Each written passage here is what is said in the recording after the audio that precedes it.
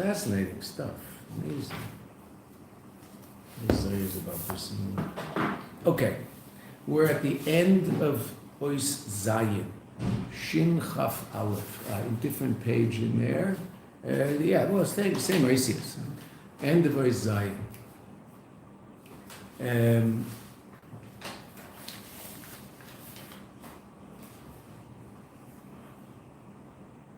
The last thing the Rebbe taught us was as follows. We learned why the tefillah is tefillas Osher. Why is it tefillas Osher? Because Moshe is the Osher, and it's dafka because he's the Osher, which means, and we'll just use all those words that hopefully we understand by now because we've discussed it at length, right? Moshe is shaykh to Das Elyon, Moshe is shaykh to Etzem Ha'or. So Moshe is the one who's able to draw that level of Elokus down into Olam Hazeh and bring about what the Rebbe refers to as a binyan adayat, an everlasting edifice. Right? Sounds like a wedding invitation. Right? Okay, so but it's not a wedding invitation. What is it in the language of the Rebbe in Siches? Geula she'ein acharei golus, the geula that doesn't have a golus after, geula mitzvah shleima. How does that happen? By the level of bringing down into Olam Hazeh a level of light that isn't shaykh to the notion of tzimtzum, isn't shaykh to disappearing. The levels of light that generally power the world and give vitality to the world, mamale, so that level of light we know can be revealed or not down here in the realm of Malchus, right? Sometimes it's revealed, Beis HaMikdash, sometimes it's not. Goes like the world we live in. What if we were to reveal a level of light that's not shaykh to the whole notion of concealment? Okay, so then there would be no more concealment in this world ever. Okay, but there's one issue. That was the end of Ois. That was the end of Ois Vav. And that's why it's Tfilas Osher Dafka, because only Moshe, the Osher, is able to draw down this level of Or. So the Tfilah is essentially and intrinsically connected to the notion of Moshe being an Osher. Right? That's why he's davening for someone else, not just because he's a nice guy, because he's the one that can bring about the Binyan Adayah. Okay, but there was one problem. What was our problem? What did we explain next? What was the issue? Generally, how does Moshe work? Generally, Moshe's Torah. Torah. Moshe's Torah. And Torah is from above below. So why in this case is it Dafka Tfilas Moshe and not Torah's Moshe? Right? That was the Rebbe's question. And the answer, we haven't gotten to the end of the answer. We basically did. We just didn't see the last words. The Rebbe explains that Tefillah L'Moshe has both milas, both advantages. The advantage of this level of light from above that is so powerful that the whole notion of tzimtzum, the whole notion of constriction or concealment doesn't affect it or doesn't shaykh to it in any way, shape, or form. So when this light is revealed, it's eternally revealed. However, what was the problem? If it's coming solely from above below, so then the light is a light of Gilui. These are the words of the Rebbe at the end of the previous page.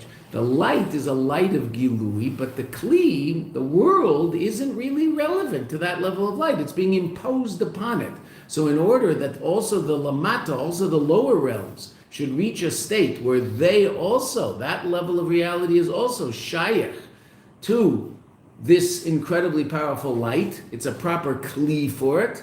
In the words of the Rebbe, constantly in Sichas, in the later years, the world is ready. The world is ready for Mashiach. The world has become a kli for Mashiach. In other words, Malchus down below, is ready for the revelation of Etzem Ha'or.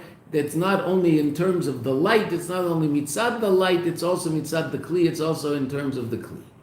That's what the Rebbe says. So therefore, it's tefillah, because tefillah is milamata lamayla. Tefillah is the tikkun of the below. Right? So therefore, the mitzad, the lamayla, that's the Moshe of it. The light is ready to come down and wants to be brought down. Mitzad, the kli, that's the tefillah of it.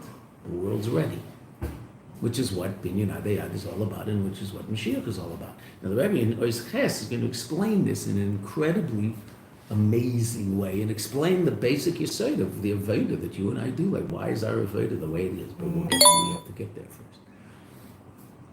Okay, so let's just finish Ois Zion because we've seen. Sorry. Sorry. And I can make a bracha on my coffee. This is very good. It's not going to be cold. So, when we talk about the tefillah, that's from below to above, what about, do we include in that also, although it's not the same, do we include like the mitzvot that we do on an everyday level? Yes, mitzvahs are also, meaning, we talked about this yesterday, mitzvahs are on a certain level both. Mitzvah, the mitzvah obviously comes from above because the action itself has no importance whatsoever if it weren't the mitzvah. Right?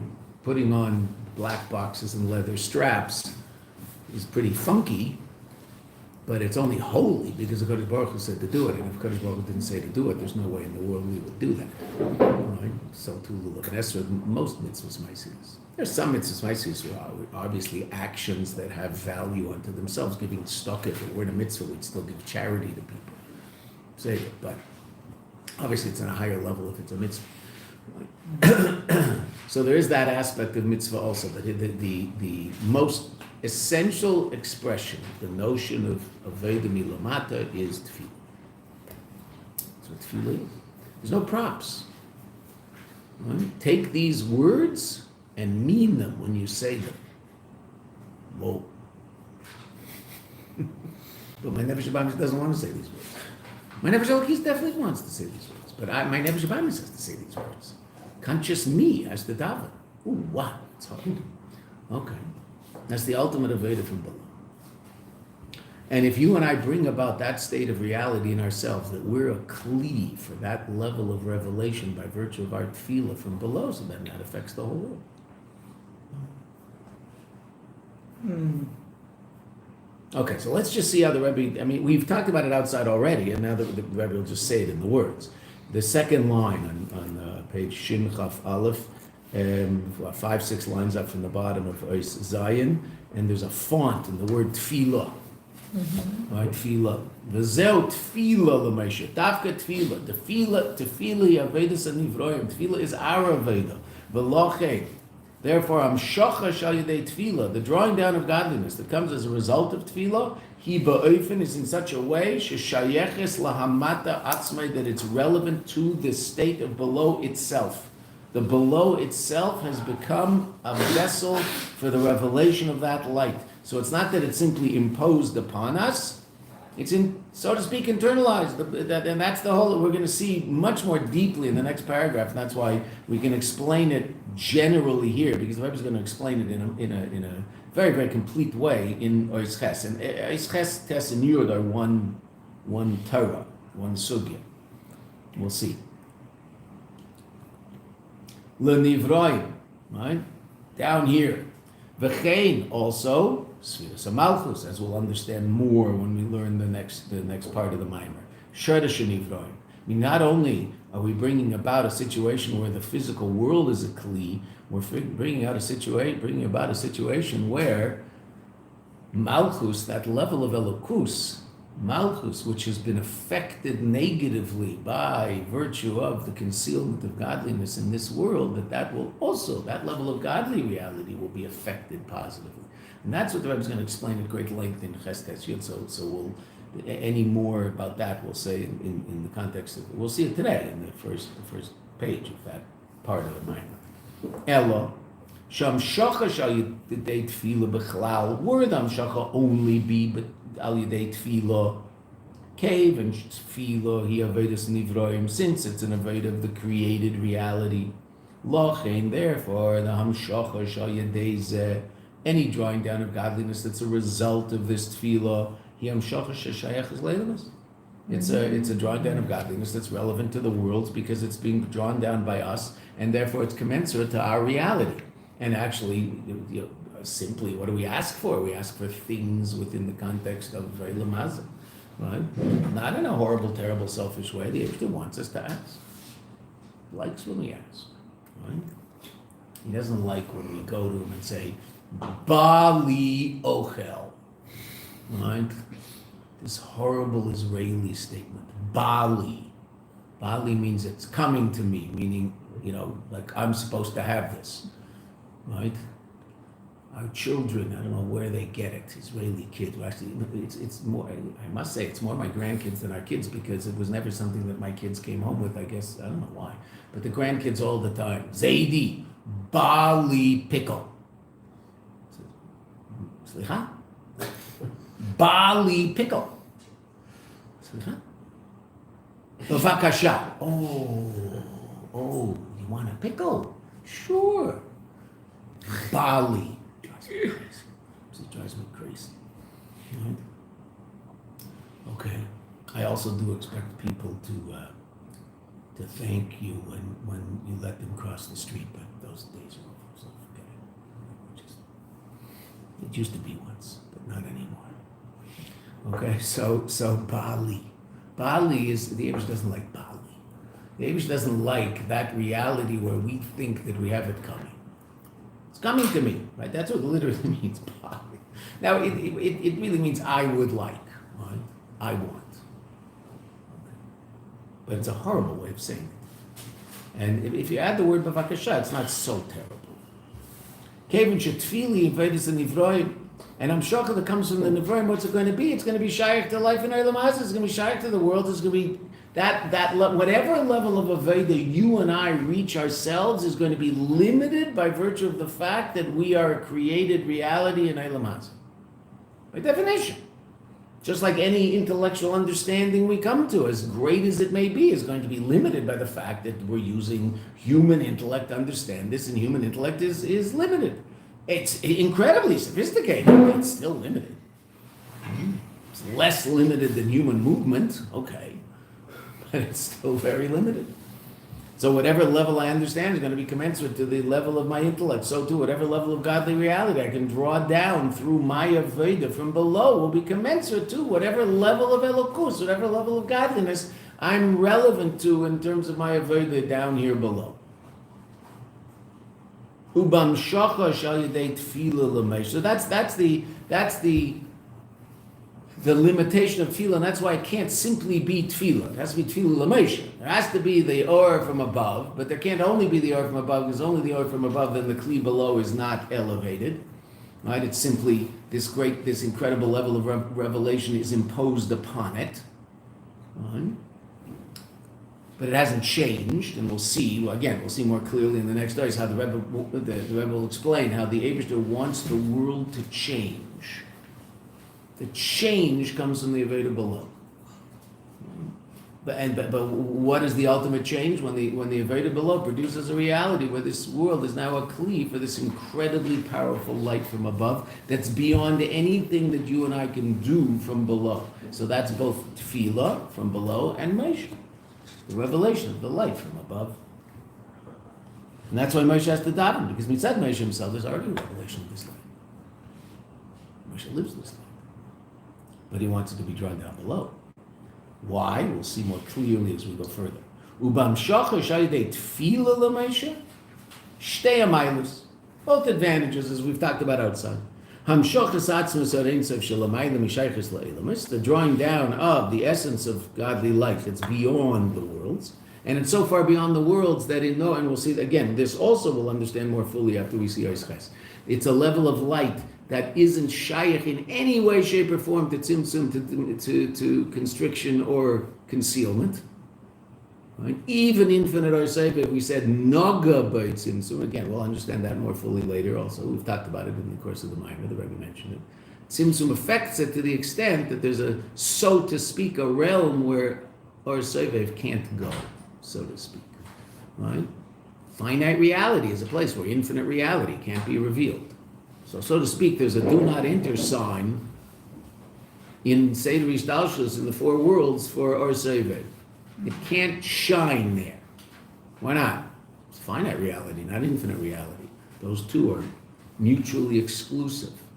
If I'm experiencing infinite reality, by definition, I'm not experiencing finite reality. If I'm experiencing finite reality, by definition, I'm not experiencing infinite reality.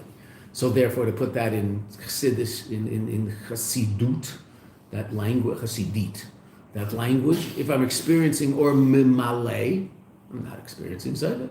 If I'm experiencing Sevev, I'm not experiencing mamale. There's a level of light beyond both and can be revealed even in that place which seems contradictory to it, but it's not. Etzem ha'or, right? Because it's beyond infinite and beyond finite. It's not limited by being infinite. Right? Because infinite is limited to the extent that it can't be finite. It can't be revealed in finite. That's the limitation of infinite. Okay. Atzmos ha'or can. Therefore it's revealed down here. So that's Moshe. But it has to be revealed al yedei tefillah. Because then we achieve what the Eibishter wants, and again, we'll understand that much more fully when we see what happens in Ches. Now the Rebbe just told us this is the way it is. We get it, but why the Eibishter do it that way? Okay, let's see. Shtei Yamaidos. On one hand, this incredibly powerful godly light.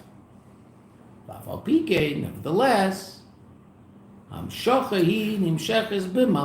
drawn down into Malchus in such a way she shayeches Malchus atzma, that it's relevant to Malchus itself. Malchus itself becomes a kli for the revelation of this, as opposed to the place where it's revealed, but it has nothing to do with me, so to speak. Right? Like words coming out of my mouth that have nothing to do with my intellectual reality. So Kadosh Baruch Hu would give me this incredible epiphany, and I would say all these things, but they have nothing to do with me. They're coming from a level beyond me, and somehow they're just coming out my mouth. Okay, so that's very impressive, and that's very nice. Not me. Right? What if I became a kli for the revelation of that light? Oh, it's a completely different reality. That's what the Eibishter wants. That's what Binyan Adayat means. Binyan Adayat is not simply that there should be a revelation of that light down here, but the revelation Aleph should be brought about by our Avodah down here and should affect the reality down here, so the reality down here becomes revealed godliness. Not just a place that reveals God, but it itself becomes revealed godliness. Right? Where do we see that on a certain level? Obviously just a mushal of it all, in the four worlds, where something that could simply be a vessel to reveal God actually is itself godliness. Of what word? Tzilus. Beautiful. What's a tzilus? A tzilus is a place where even the kli is elokus. Even the kli is godliness. Right? When we talked about the four worlds, so that's the difference between tzilus and the other worlds. The other worlds, the kelim, are vessels to reveal God or hide God down here. But even in Eilam HaBriya, okay, so what was our mashal for Eilam HaBriya? The Coca-Cola bottle. So the bottle isn't elokus. The Coca-Cola is the elokus. Diet Coke, Doc. The Coca-Cola is the elokus, right? Okay, so the Coca-Cola is completely revealed by the bottle it's in. There's no concealment whatsoever. It's not Coca-Cola bottle, it's just a piece of plastic. Right? In Atzilus, the Kli is elokus. What's our mashal for that? Come on, Doc, if we don't remember this, I'm going to retire. Huh? Ice cup. Ice cup. A cup made of ice. God bless you both. There's reason for my being. Ice cup. What's ice? H2O. What's in it? What's the water in it? H2O. It's all H2O. Just there's H2O in this form and H2O in this form, but it's all H2O. So what's Atzilus? The Kli, elokus. It's just the Eibishter. It's called spheres. Right? What's the Or? Also elokus. Oh.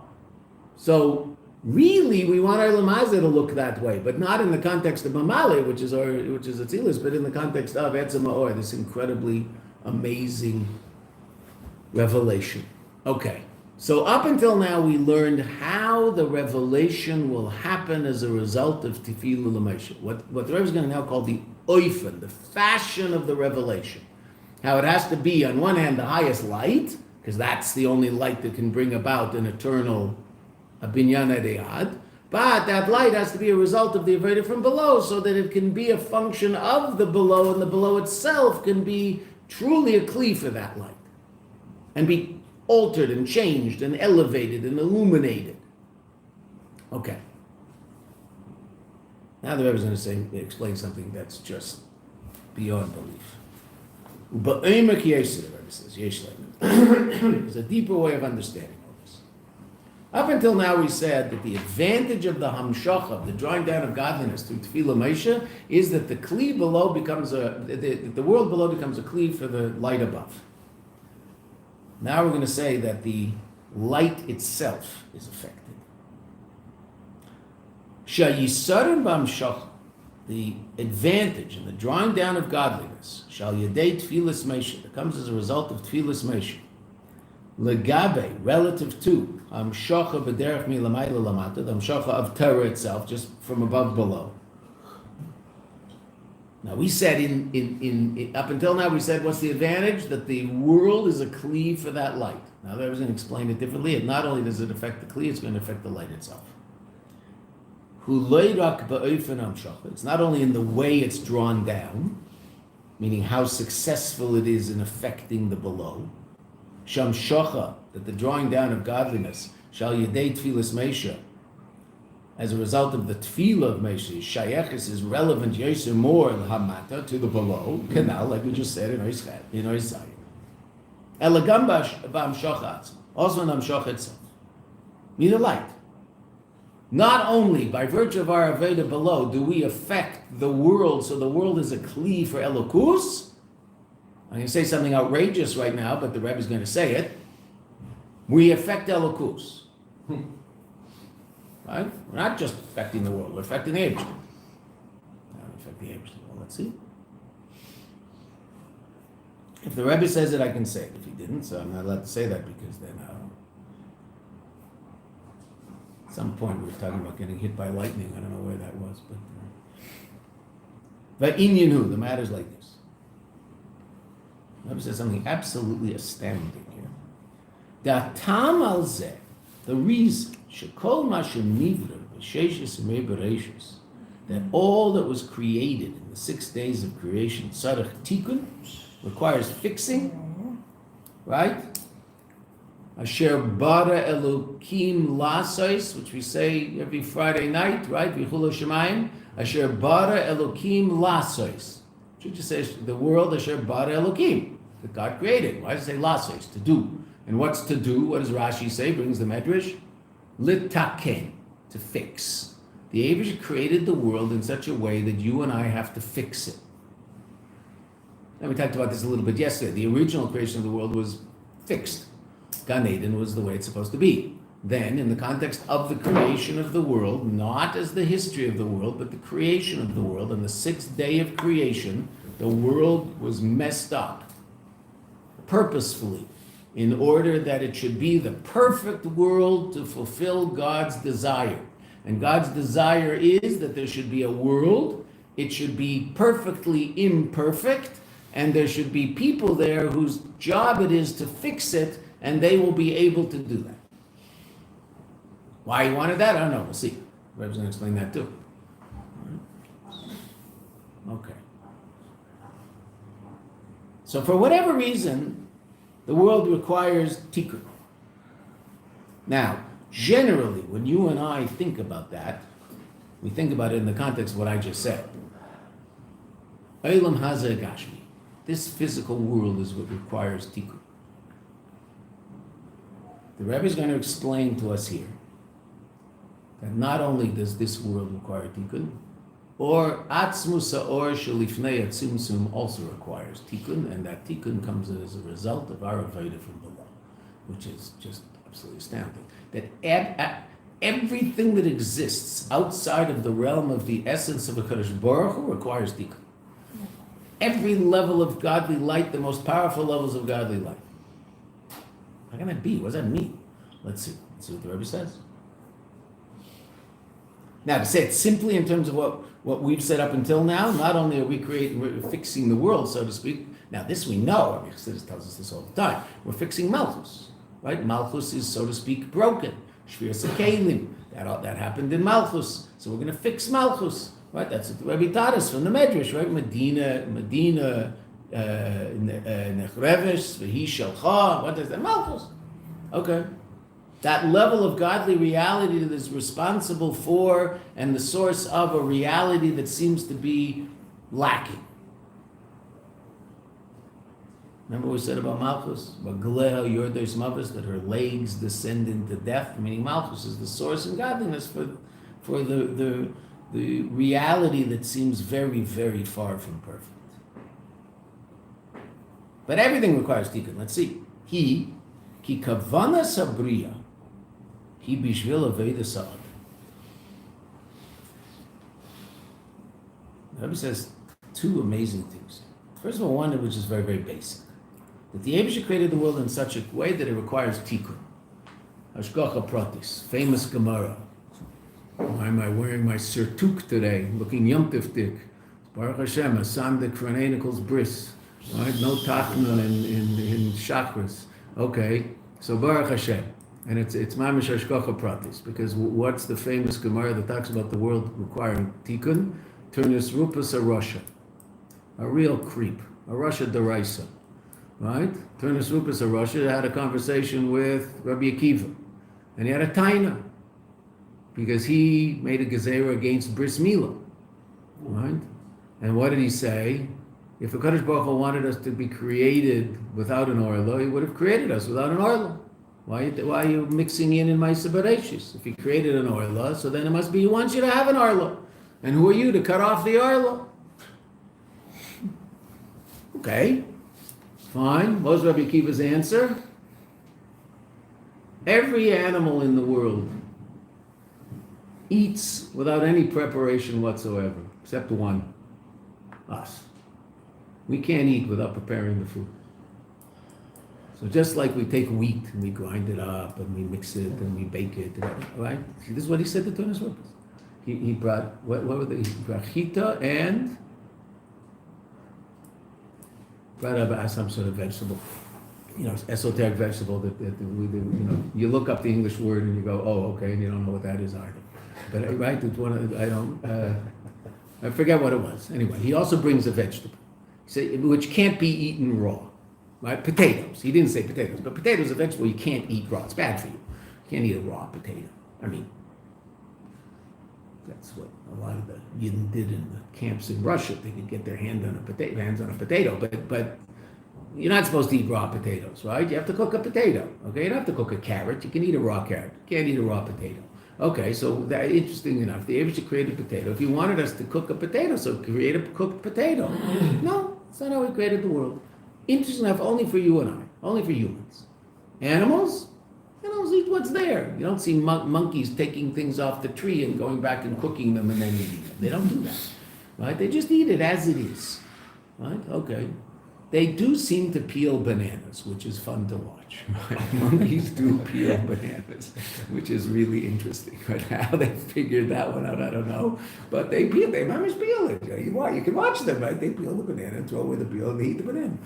Right? So they figured that one out, okay. But they still don't have to cook the banana. Right? So that was Rabbi Akiva's answer. That the Eibusha created the world in such a way that human beings are involved in making the world the way it's supposed to be. And obviously one of the most basic expressions of that, Rabbi Akiva wanted to explain to the Rosh, even though he didn't accept it, is bris milah. Right? Bris milah is exactly that the world is supposed to be a certain way, but it's not created that way. The Eibusha wants you and I to turn it into what it should be. Okay. Why? So there's an amazing next line. Tzarech tikkun, who ki kavana sabriya, the intention of creation he, bishvil avodas adam. The Eibusha wants our avodah. That was his type. Dir b'tachtonim, right? Chazal say that the Eibusha had a type of dir b'tachtonim, right? Medrash in Parshas Nosai, right? In Medrash Tanchuma, Parshas Nosai, it's if when you say this to someone and they ask where's that from, tell them where it's from. Medrash Tanchuma, Parshas Nosai, Ois Tesvav Teszayin. I don't remember which one. It's a test. Tesvav Teszayin. It's right there, right? That the Eibusha had a taiva for a dir b'tachtonim. Okay. But that taiva isn't, as we talked about yesterday, that taiva is not simply for the dir b'tachtonim. That taiva is, and the Rebbeim say this almost every time they quote the Maimar Chazal, al yedei avodas adam. They want the dir b'tachtonim to be a result of the avodah of the tachtonim. They want you and I, the Eibishter wants you and I to make dir b'tachtonim. Not that he should make the dir b'tachtonim. He'll give us the ingredients, we have to make the cake. Therefore, the world was created in a way that its fixing will be through our avodah. Now, a very, very deep reason, very amazing idea. As a result of this, Nasa Adam Shutaf, a partner, LaKadosh Baruch Hu b'Maaseh Bereshis. We become Kadosh Baruch Hu's partner. Now, this idea is a very important idea. We have to discuss it because there's an amazing sikh of the Rebbe. Yud Aleph Nisan Tafshin Lamed Beis. The Rebbe talked about this idea, the whole Farbrengen, and explains this. This whole sugi is explained in that Farbrengen. What does the Rebbe say? So, the general reason given, and it's in the Zohar, the general reason given as to why it is that we get our bracha from a Kadosh Baruch Hu only as a result of the avodah that we do is, and what's the famous statement that's quoted all the time, Nama de Kisufa, bread of embarrassment. That people don't like to get things for free. Now, I don't know when human nature changed. In the last generation, so for whatever reason, human nature changed, and all people want is things for free. But a healthy human being does not want things for free. And what's the statement that Chazal say?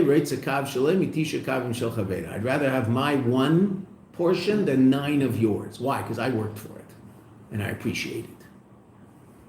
That's the nature of a healthy human being.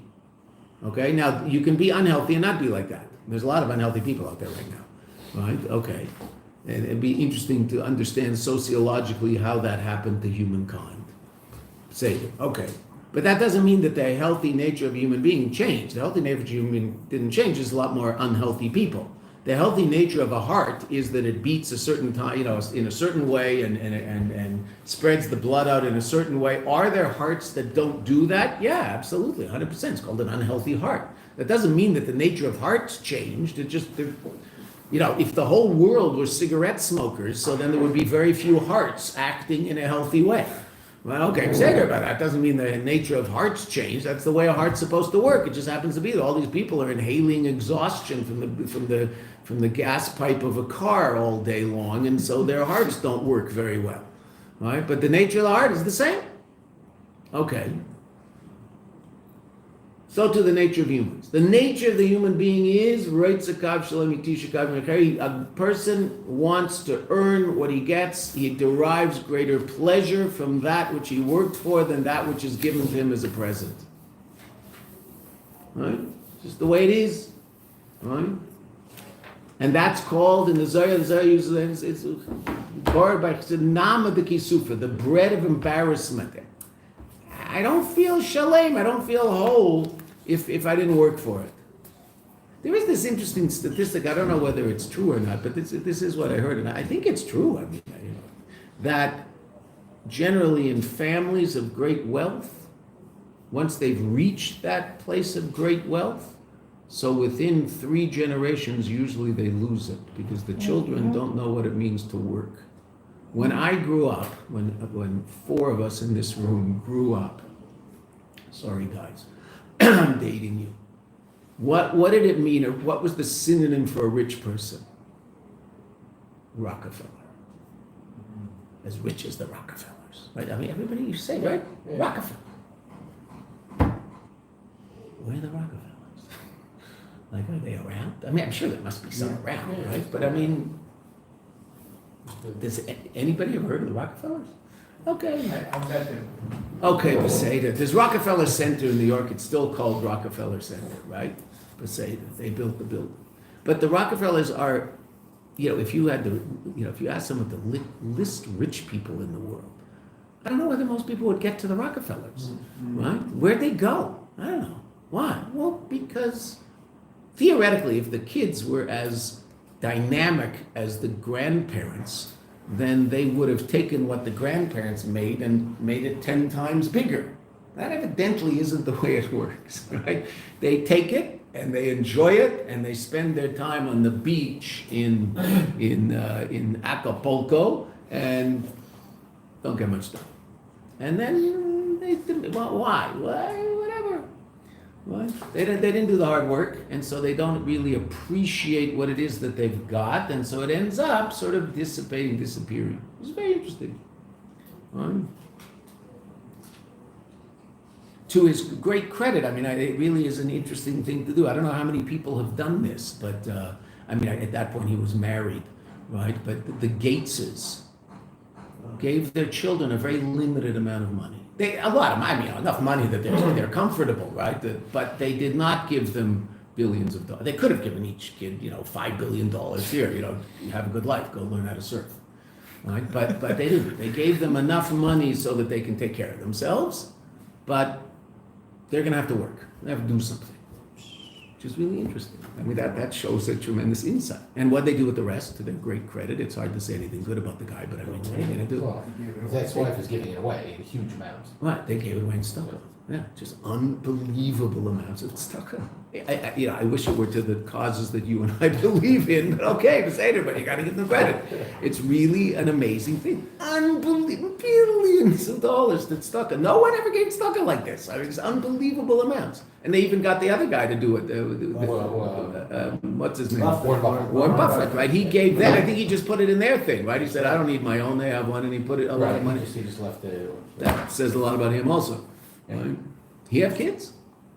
I think so. You never hear about them, right? Okay, so we're starting with some kids, and the kids, don't worry, you don't have to send them challahs for Shabbos. But the Gates kids aren't the richest people in the world.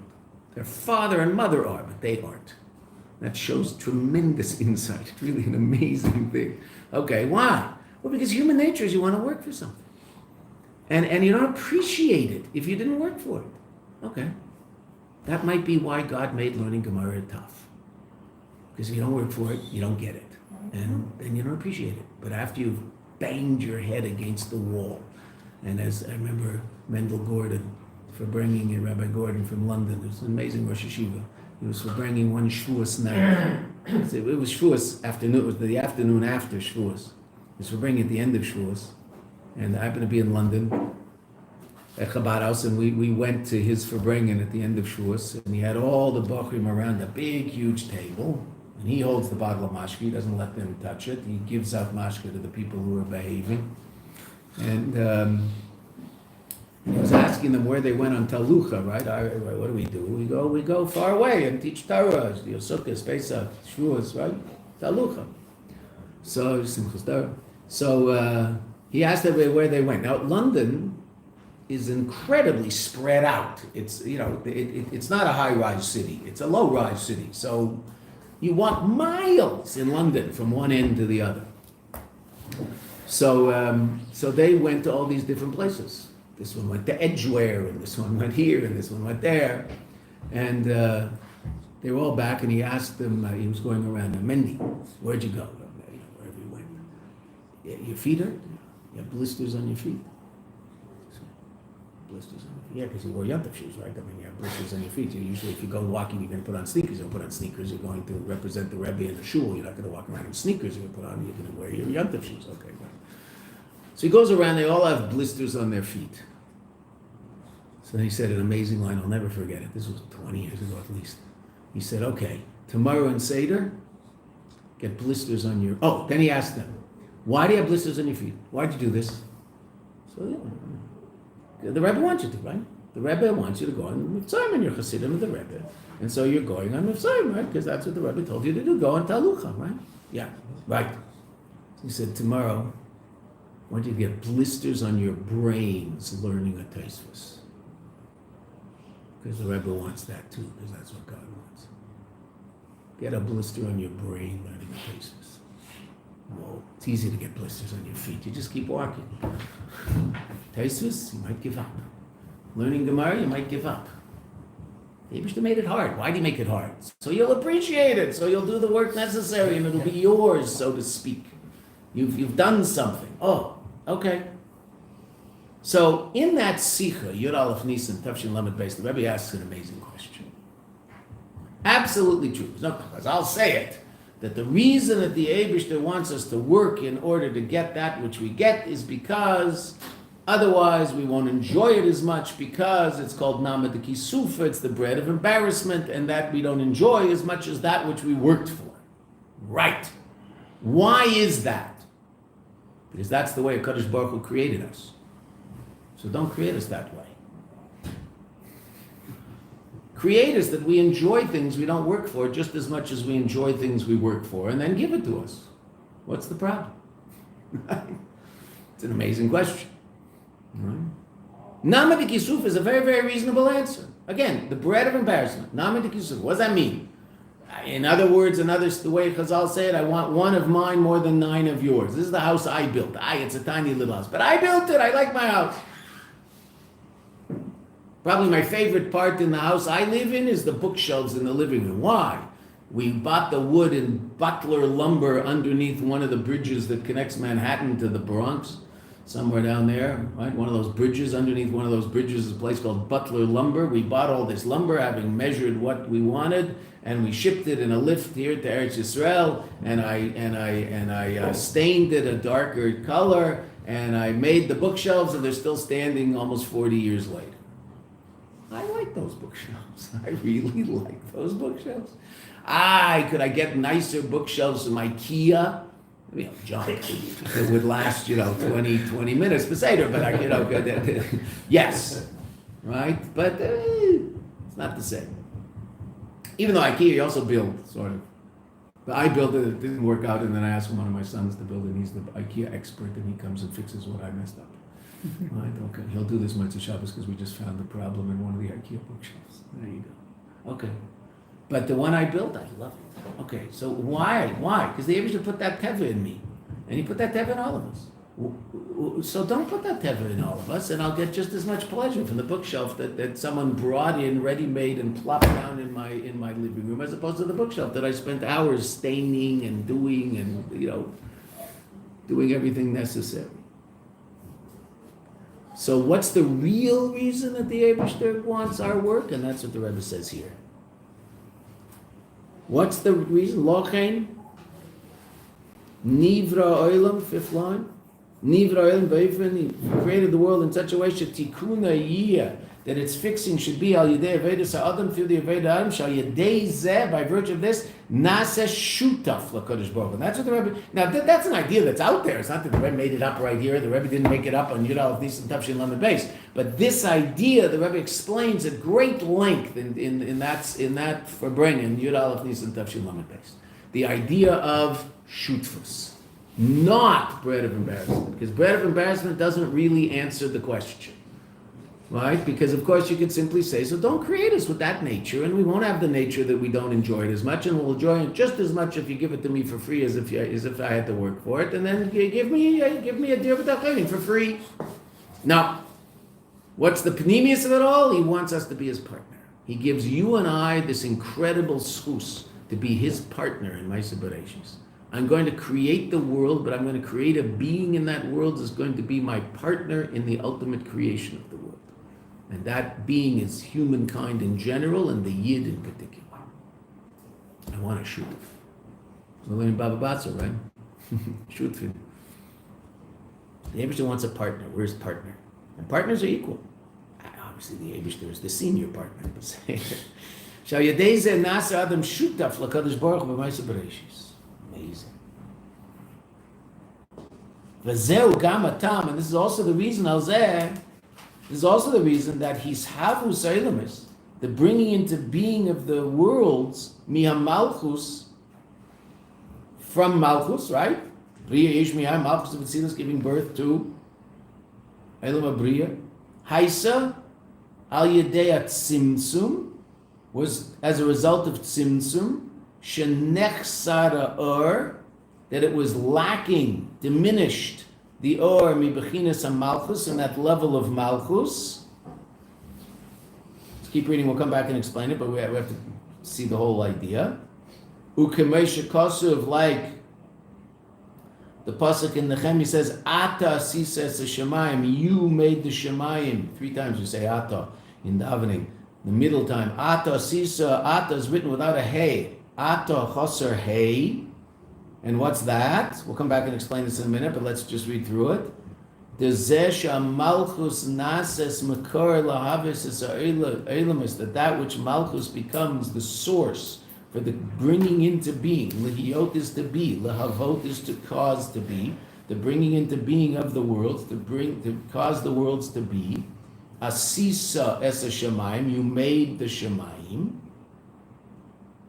How was that done? Well, Yadei shenechseru mimena, Malchus is the source. It was lacking hey partsufim. It was lacking the hey. What are the hey? The 5 countenances, 5 aspects of Malchus's revelation, which again, we'll talk about that. Ata chaser hey. And let's just read one more line to the next comma. V'yesh lemer, one could explain, shachisara, the lacking, shahaya ba Malchus. This aspect of lacking that the Eibishter brought about in himself, so to speak, in this aspect of him called Malchus. And but the Rebbe is talking here about Tzimtzum. Shemimena nivra elam, that as a result of it, the world was created. Hu hasharesh, that's the source, vasiba, and the cause, l'chisar and da'ilam, in the lacking in the world itself. And why the world needs a tikkun. Okay, so now what did the Rebbe say? Right. That's a pretty powerful insight there. Yeah. Amazing. Okay. It's all since Malchus, so to speak, is lacking, so too the world is lacking. Now, what is the Rebbe used the notion of tzimtzum. The Rebbe is saying something really quite astounding. Generally, when we understand this idea of tzimtzum, what do we understand? That in order for the world to come into existence as a finite reality, infinite godly light had to be constricted and diminished such that it could, so to speak, fit into the vessels of created reality. Because after all, if this light were to be revealed in all its glory, it would completely obliterate the existence of finite reality. Right? That tzimtzum, what's tzimtzum? Right? We talked about what's an example of tzimtzum in your everyday life? We talked about it. I don't mean tzimtzum in the age. You mean like sight? Pupil, right? The pupil in your eye. What does the pupil in your eye do? It's mitzvah saying the light that comes into your eye, so there's just the right amount to allow you to see differentiated reality, right? If it has to open up because there's not enough light, okay, that's not tzimtzum, that's the opposite, right? But when you walk into the bathroom in the morning and turn on the light, not in the summer, because in the summer it's already light out when you wake up, but in the winter, when you wake up in the dark, which is one of the there's a list, an endless list of why winter is a pain in the neck. And one of those things is that you wake up in the dark, which is just, I don't know. I just don't like waking up in the dark. What can I say? Walking to the mikveh in the dark. You're not supposed to walk to the mikveh in the dark. That's why God made light, right? Okay, but we have these things on the street called street lights, so you can walk to the mikveh in the dark. Fine. Then you go in the mikveh. It's also not dark because there's light in there. When you wake up on that dark winter morning, right, and you turn on the light in your bathroom, we talked about this, right? So your light, you can't see a thing. Whoa, your eyes go crazy, and you shield your eyes. You might even close your eyes. It's painful, all that light. What happens? You have a mechanism in there. It's called a pupil, and it goes, and it constricts and contracts to be same the light, to diminish the light. So the light will be just the right amount of light to allow you to see all the differentiated reality in the room. And before it does that, you don't see anything in the room. All you do is white out. You just see white. Right? Another example, you ever go to an ophthalmologist? Not an optometrist, an ophthalmologist, a doctor. Right? You go to an ophthalmologist and they put those drops in your eyes. Why do they put those drops in your eyes? Because they want to dilate your pupil. Why do they want to do that to you? They want to do that to you so they can shine a very bright light through your pupil and look and see what's going on in the back of your eye, which is really amazing if you think about it.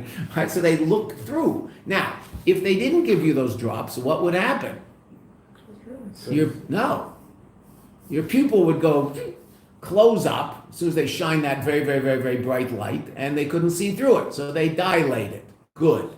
Okay, now probably, I mean, if you live here, you've done it, but most of you have probably not gone to an ophthalmologist in this city. You might notice that this city, it's pretty bright out. Not only because the sun is very bright, but also because Evan Yerushalayim, which the law is, you have to make buildings out of this stone which reflects the light. It's just bright here, right? Okay, so walking out of the ophthalmologist with your pupils dilated can be a pretty painful experience in this country. Because what won't happen, your pupils won't constrict, because there's this artificial thing in there that's going to last another 20 minutes, half an hour. And that's why they tell you don't drive to the appointment, because you can't drive home because you're not going to be able to see. Okay, I once fell down a flight of stairs coming out of an ophthalmologist. Oh, wow. I mean, Baruch Hashem, it was 4 stairs, but outside, I walked outside and I forgot to bring sunglasses, so I was just looking down, but it was so bright I didn't see the stairs. I just whited out. Okay, so that's Tzimtzum. That's what Tzimtzum is. So the simple pshat in Tzimtzum is, in order for there to be differentiated reality, God had to, so to speak, constrict his light so that it's revealed in such a way that it allows for the apparent existence of something else and is concealed, so to speak, in that vessel that is containing it. And in order to be contained by that vessel, it has to constrict itself. And were this light to be shining in all its glory, so it would completely obliterate finite reality, and all we'd be aware is of his infinite reality. So God constricts the light to allow for the existence of what you and I call finite reality, created reality. Okay, true, that's true. So to speak, Tzimtzum is absolutely necessary. Well, no, it's not. So what did the Rebbe just say? The Rebbe just said something very, very interesting. All right? What's the reason that the world was created through Tzimtzum? So that there should be something called a Veda. No, I thought the reason the world was created through Tzimtzum is because you can't create it any other way. Otherwise, it'll be obliterated by the revelation of the infinite light. Right? Oh, so that's true. But that's the chitzoniistic reason. That's the external reason. Meaning what? The Eibishter is not limited in any way, shape, or form. And the Eibishter could create the world in such a way that the world in no way, shape, or form hides or conceals godly light. It doesn't have to be tzimtzum. The Eibishter can do whatever he wants. Well, we've talked about this before. This is a very, very important idea in understanding reality in general, but especially Elokus. There is no state of reality other than the essence of HaKadosh Baruch Hu that is absolutely necessary. It's called Mechuyev Metzius. It's chayiv to be. It has to be. It's only one state of reality that has to be. That's called the essence of HaKadosh Baruch Hu. That just is. And don't ask why it has to be. There's no answer to that question. Where did it come from? Why is it there? It just is. There's this being called the Eibishter. And when we say that, we mean atzmos. Every other level of reality, from the highest level of godly light to the lowest level of the slug sliming its way across your walkway to get to your plant where it can leave the slime on, which will mess up your flowers. Every level of reality between those two, even lower than the slug, every level of reality, from the highest level of godly light to the anti-Semite below, the lowest level of reality, lower than slugs, lower than worms. Every level of reality is only because the Eibishter wants it to be. Wants there to be that level of reality. The reality of the anti-Semite, the Eibishter doesn't want there to be anti-Semites, but he wants there to be a world where the possibility of being an anti-Semite exists. But if So you and I can fix it. What if it was Hashem created the world such that the light from above is present below? I mean, the essence of Elokus. Then there wouldn't be any. We wouldn't have to do the invoke. Oh, exactly. Exactly. That's the point. That's what exactly beautiful. That's exactly the point the Rebbe is saying. What's the panemiistic reason that there's something called Tzimtzum? The Eibishter could create the world without Tzimtzum. Let this world be a world where you would see the godly light shining, however this would look, I don't know. We turn it into, something Hollywood-like. That there was, we make a video out of it, something. The light of, the godly light powering this table would be shining out of the table. Okay, fine. Could that be? The image can do whatever he wants. So he wouldn't create a world of concealment. What will the world look like? Be Mesa Mashiach. The Abish could have created that world right away. Okay, he did. It's called Gan Eden. Okay, fine. Why didn't he? Goes back to the same concept you talked about before. If you do it for yourself, you get the connection. I've read this out. He wanted us to be a shooter. That's what the Rebbe just said. And that's what the doctor said. That's what Albert just said. What did he really want? He wanted a Vedas Adam. He's not interested in ants. Okay, but say he made ants. And you wonder, why, there are things in the world that you wonder, what in the world was the Abishter thinking when he made this thing? And there are creatures down there in the depths of the ocean that you and I have never seen. We don't even know they're there. They're so far down, right? We've never gotten there, right? There's these things. Who knows? Why the Abishter create that? Who knows? There's something that it's doing that somehow is supposed to be done. Okay, fine. But bottom line, why did the Abishter create the world the way he created the world? Avodas Adam. Why is there tzimtzum? Avodas Adam. Not so that the world can exist as a seemingly separate entity. There's no reason in the world to exist for the world to exist as a seemingly separate entity, if not for the fact that the Abishter wants you and I to turn it into something that's not separate, that's obviously connected. Could he have created that lechatchila, a priori? Of course, he can do whatever he wants. Don't limit the Abishter. Godly light can't do. What do you mean can't? It can do whatever. The godly light will do whatever the Abishter decides godly light does. Nothing is necessary. It's all a function of Ratzah. In Chassidus, we talk about the fact that this level is necessary. For this level is that's all true within the context of the Ratzah and of Kadosh Baruch Hu. That's the way he wanted it to be. What if he wanted it to be a different way? So it would be a different way. And if he wanted you to have 6 fingers, you'd have 6 fingers. What's the big deal? And there would be, I assume, there would be 12 spheres. And I assume we would all count in base 12. 1, 2, 3, 4, 5, 6, 7, 8, 9. Something else, and then a number that you and I would call 10. One group of 12s and 0 units. I assume. I mean, why else would, why do we count in 10? We only have 10 fingers. Why are 10 fingers? I have 10 spheres. Okay, and if the Abishter had 8 spheres, it'd be 8 spheres. 1, 2, 3, 4, 5, 6, 7, 10. One group of 8 and 0 units. Doesn't have to be any. The Abishter did whatever he wanted because he wanted it that way. We're used to it. It's nice. It's good. 7-day week. Why is there a 7-day week? 7-day week is really actually something very, very fascinating. It's the only measure of time. A week is the only measure of time that you can't see in Gashmis. You can see a day. If someone, some creature from who knows where would have plopped down, a different solar system, whatever, would plop down on Earth. So it wouldn't take them long to figure out there's something called a day. Light, dark, light, dark, light, dark, light, dark. He's like, figure there's a pattern here. Okay. Month, take him a little longer. Right? If he lives in England, he'd never figure it out because he'd never see the moon. But I mean, if he were living somewhere where it isn't cloudy all the time, so he'd figure out the moon got big and the moon got small, and the moon got big and the moon got small. Oh, that's cool. That's interesting. There seems to be some pattern here. Many moons ago. Wow. Okay. If he lived anywhere that isn't the equator, right? So he basically figure out that there's something called summer and winter, and he might even figure out fall and spring. Certainly if he lived in America, you'd notice there's 4 very distinct seasons. Right? America, Europe, those are the places where we've been or lived. There's 4 distinct seasons, very, very distinct. Right? Cuba probably not so much. No spring and fall. I mean, there's summer, winter, I assume. Right? Summer, yeah. Anywhere that's Florida. Summer, winter, there's not much of a spring or a fall, right? Okay.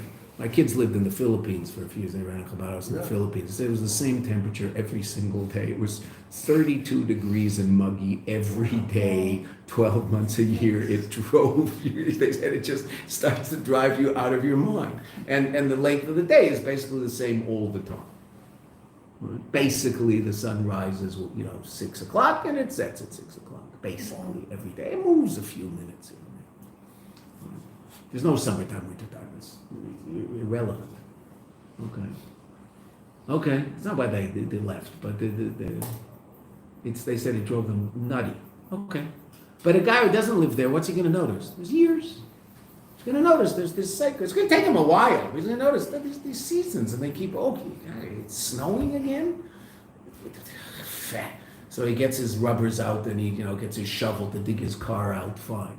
And then all of a sudden he notices that the snow starts to melt, and it's not so cold anymore, and then the trees, which are brown, all of a sudden start turning green. And he'll figure it out. What can't he figure out? He'll never notice a week. Because a week is metaphysical time, not physical time. God created the world in 6 days, and he rested on the seventh. Which is very beautiful. And the whole world except Shabbos. I mean, the whole world works on a 7-day week. China didn't. China had a 10-day week. Until, I think, fairly recently, when they joined everybody else because they wanted to get rich. So China was, when we grew up, China was, everyone went to China. China was just this place over there that you couldn't get to. It was closed off. No one went in, no one went out. Right? All of a sudden, it sort of opened up. The much blasphemed Richard Nixon had a lot to do with that, right? Yeah. Right? Worst president ever. I don't know, maybe take a peek and see what he did and say that again and see if you really think that's the case. Weird guy, but pretty good president. Very weird guy. Okay, fine. So he opened up China. So they had a 10-day week, but now they have a 7-day week also. The Russians had a 7-day week, right? I mean, obviously because their roots were in Christianity, right? But they, the Soviets, what did they do? Which is really interesting. I mean, they're just so cracked. What did they do? They made the day off Tuesday. Tuesday was the day off in the Soviet Union. So it shouldn't be Shabbos. So the Yidden shouldn't be able to get it. And also they didn't want it to be Sunday because then all those people would be happy. They wouldn't want anybody to be happy. Against the idea. Okay.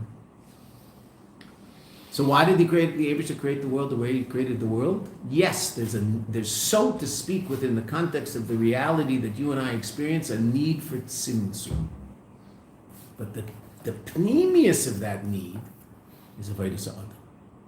And that's, we'll go weiter tomorrow, but that's ata choser hey, ata sises hashemayim v'sa'aretz. You created the Shemayim and the Aretz, Ata, Malchus, but Malchus, Choser, Hey, and what's Hey? So the Rebbe said the Hey Partsufim, these 5 different parts of his countenance, right? So what does that mean? A means of expression. What's your Partsuf? Your Partsuf reveals you in a very, very powerful way, right? Someone sees your face, they know a lot about you. What's wrong? Right? They see a certain face. Wow, what's going on? You look really happy. Okay. So it's a means of revelation, and the 5 partsufim of Malchus are Keser, Chochma, Bina, Zoh, the six midos, and Pneumius Malchus. Those are the 5 partsufim Malchus. We'll go over it again tomorrow. But those are lacking, meaning Malchus isn't at this point, in the context of the creation of the world, a proper vessel to express its innate godliness. It's concealing it. And that has a lot to do with the nature of the world that springs from that place. Okay, we'll talk about that more tomorrow. We'll go back. Thank you very much. Have an amazing day. Mazel tov, mazel tov. Oh, yeah, it's very exciting. No tachno. Okay. Hang around for mincha. We can also, even no tachno, the bris is at 5 or 6. Something like that. In Chulon. Where's Chulon? That's a very good question. If you drive on the Ayalon and you don't go to Yerushalayim, right? So you'll notice next time you're going into Chulon. That's where you're going. Okay. Right? I think I've been there once in my life.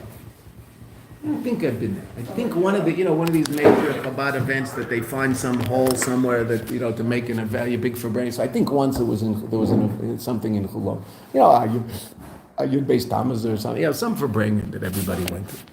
But, Do Chulon. you think when Superman came to this world from krypton,